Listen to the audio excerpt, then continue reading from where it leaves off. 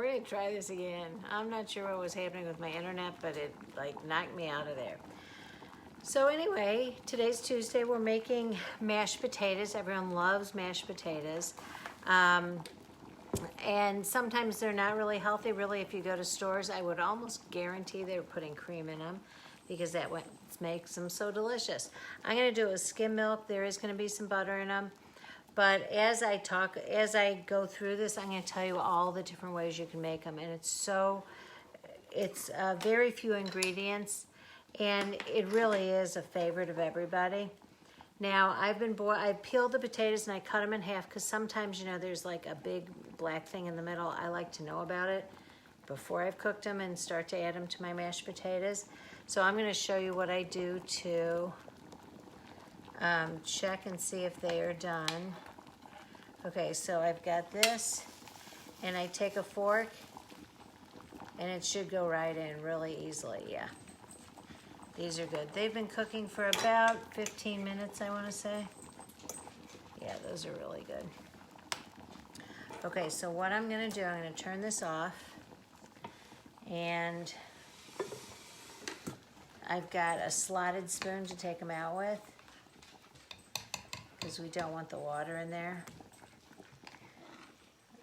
You know, you can strain them and put them in. When I'm doing a big, huge batch, I'll strain it and then just dump all the potatoes in the mixer. Now, you don't want to put the potatoes in hot water. You want the water to heat up with the potatoes as it cooks because otherwise it'll just cook the outside of the potato and that part will get mushy and the inside will not get cooked. Also, if you want to leave the skin on, go ahead. I've made it a lot of times with the skin. It's good, and I think it's supposed to have more nutrition. Okay, got all of those out of there. And we're gonna turn this around here. And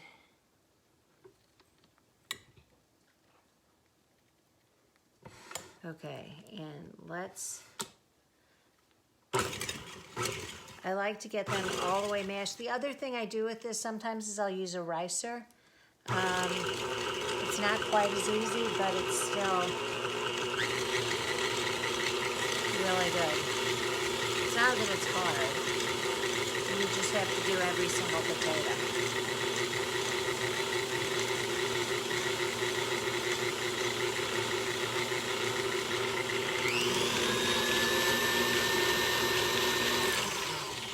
Now, the other thing is you can make this however you want. Some people like it with chunks of potato in it. I like it pretty smooth. So once it's mixed up fairly well, I'm going to go ahead and do it a little bit longer. And then you want to add the few other ingredients there are.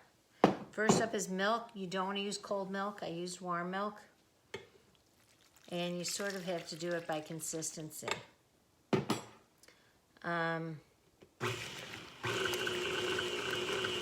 And there's also butter, and you want to put this in when it's warm so it'll melt right away. And again, you can put in as much or as little as you want. If you don't want to use milk or butter or salt, another good idea is to use some chicken bouillon. I mean, it certainly has salt, but it doesn't have as much of everything. I mean, it has as much salt. It will give you the flavor and eliminate the use of the milk too. Okay, scrape it down because you want it to be smooth. We'll go in there again.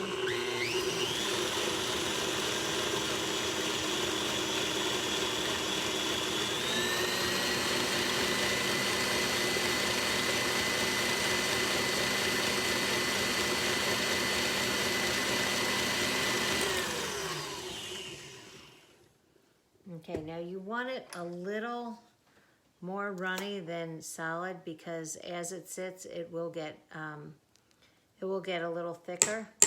And if you put it in the refrigerator, then it really thickens up a lot. Now you want to put a little salt in. Let's do one more mix.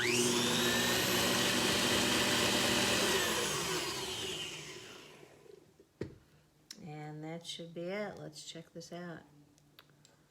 Oh, there's one of my dog's hair in it. Lovely.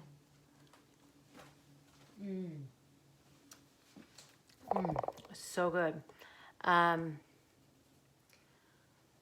Right. Yeah, you can do that too, Lori. I've done that before, but then I hate handling the hot potatoes. I always burn my fingers when I do that. And honestly, I really like it with the skin sometimes. And what kind of potatoes? Everyone always asks about that. What kind of potatoes to use? I think these are Yukon Gold, but I've used Yukon Gold, white potatoes, red potatoes, really whatever you want. They say certain ones are better for this and that and whatever. I mean, they're all good. Now some variations you can do with this. If you want to grill some onions, there's a restaurant near us. Oh, I think a lot of places have. Stony River. They do a grilled onion one. I've grilled onions. You caramelize.